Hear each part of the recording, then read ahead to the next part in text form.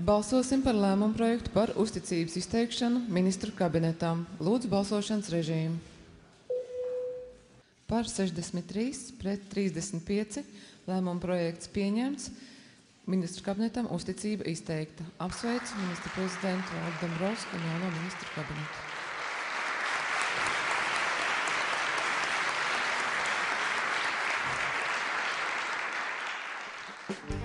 Taču turpmākie notikumi nevisai atbilda tam, ko bija cerējuši ieraudzīt vēlētāji, jo tikuši pie uzvaras vienotības politiķi ar to rīkojās kā barbari ar kara laupījumu, katrs savtīgi graujot sev izdevīgākos gabalus.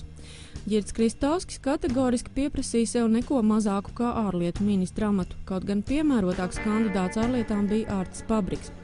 Linda Mūrniece uzstāja, ka grib palikt iekšlietu ministra amatā, par spīti tam, ka jau pirms vēlēšanām bija atklājies, ka viņa savu dienestu auto izmanto privātiem mērķiem, un pat par spīti tam, ka vēlētāji Mūrnieci bija atraidījuši izbalsojot no Saeimas sastāvu, Dombrovskis nespēja pateikt nē un tomēr paņēma viņu savā jaunajā komandā. Vienotības nespēja pašiem izpildīt savus ētikas un godīguma standartus sagādāja vismagāko vilšanos.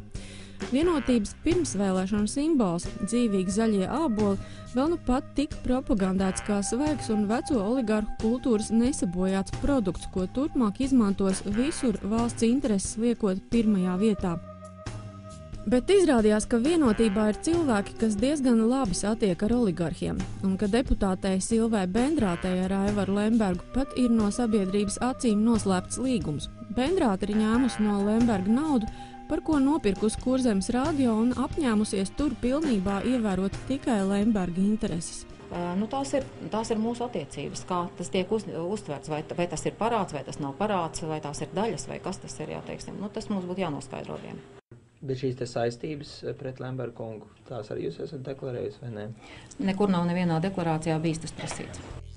Taču tā vietā, lai padzītu Lemberga marioneti no partijas, Dombrovskis, Bendrātes un Lemberga slēptās līguma attiecības nosauc vienīgi par biznesa darījumu.